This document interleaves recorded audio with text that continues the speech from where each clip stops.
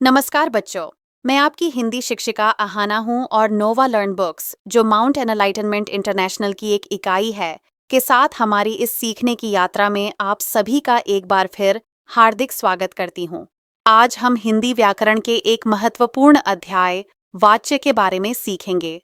इस पाठ में हम जानेंगे कि वाक्य में क्रिया का प्रयोग किस प्रकार किया जाता है और क्रिया के आधार पर वाक्य में कर्ता, कर्म या भाव की प्रमुखता कैसे बदलती है। हम यह समझेंगे कि वाच्य 3 प्रकार के होते हैं: कर्तृवाच्य, कर्मवाच्य और भाववाच्य। अध्याय 13 कहने का ढंग। वाच्य।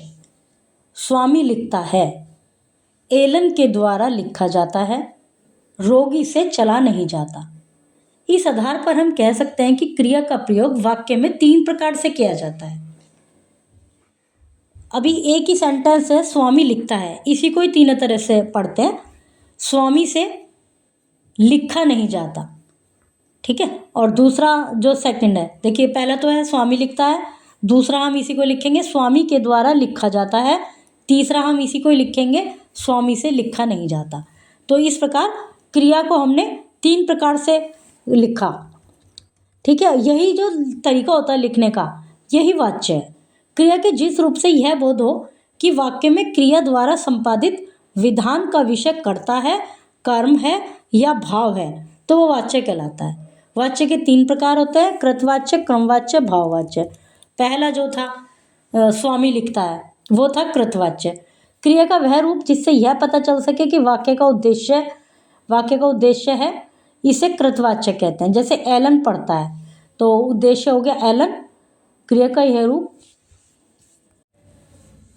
मतलब कहने का तात्पर्य है कि जिसमें वाक्य का उद्देश्य प्रधान हो, तो वो कृतवाच्य कहलाता है। तीनों में उद्देश्य तो है, ऊपर वाले तीनों वाक्य में भी, लेकिन उद्देश्य प्रधान हो। जैसे एलन पढ़ता है, बच्चे खेल रहे हैं, माधवी घर जाती है।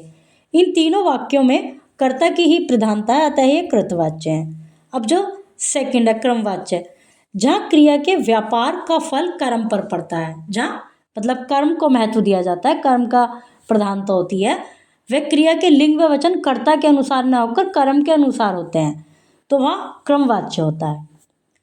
रोगियों को दवाई दे दी गई है, ईशिका से गीत गाया गया। इन दोनों वाक्यों में क्रमशः गीत और दवाई कर्म है। इन दोनों वाक्यों में कर्म की प्रधानता है, अतः ये क्रमवाच्य है। फिर तीसरा है हमारा भाववाच्य। जिस वाक्य में कर्ता या कर्म की प्रधानता न होकर क्रिया का भाव प्रमुख हो, तो उसे भाववाच्य कहा जाता है। ऐसे वाक्य में क्रिया सदा एक वचन, पुल्लिंग, अकर्मक तथा अन्य पुरुष में होती है। बच्चे से भागा नहीं जाता, अन्य पुरुष तो इसलिए क्योंकि यदि बच्चे को की जगह हम सर्वनाम यूज़ करें तो उनसे ऐसे आएगा। अकर्मक इसलिए क्योंकि इसमें कोई क्रिया जो है भागना, वो अकर्मक क्रिया है। पुल्लिंग होती है और एक वचन में होती है, भागा एक वचन में। बच्चे से भागा नहीं जाता, दादाजी से चला नहीं जाता। वाक्यों की पहचान। कृतवाच्य, कर्ता बिना विभक्ति परसर्ग के होता है, कर्ता के साथ ने विभक्ति भी होती है। क्रमवाच्य, कर्ता के साथ से या द्वारा विभक्ति होती है। मुख्य क्रिया सकर्मक होती है। मुख्य क्रिया के साथ जाना क्रिया का रूप, लिंग, वचन काल के अनुसार जुड़ा होता है।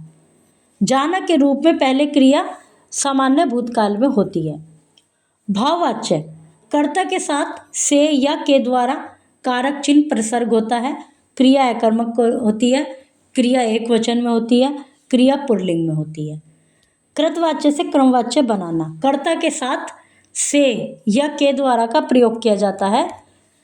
कृतवाच्य की मुख्य क्रिया को सामान्य भूतकाल में बदला जाता है।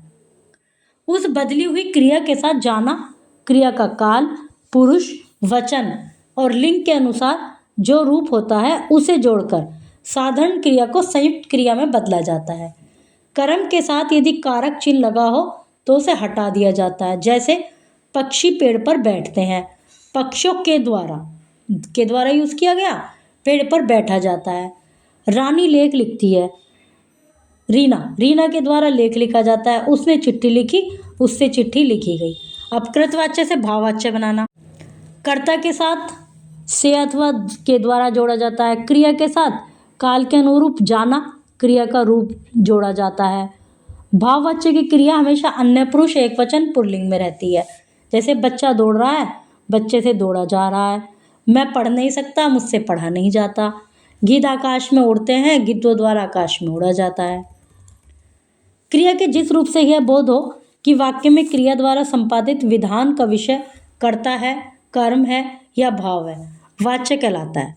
वाच्य के 3 प्रकार होते हैं: कृतवाच्य, क्रमवाच्य, भाववाच्य। जिस वाक्य में कर्ता या कर्म की प्रधानता न होकर क्रिया का भाव मुख्य हो, उसे भाववाच्य कहते हैं। इस अध्याय के माध्यम से आप यह भी सीखेंगे कि कर्तृवाच्य से कर्मवाच्य और भाववाच्य में वाक्य कैसे बदले जाते हैं। तो बच्चों, ध्यान से पढ़िए, समझिए और अभ्यास कीजिए। शुभ अध्ययन।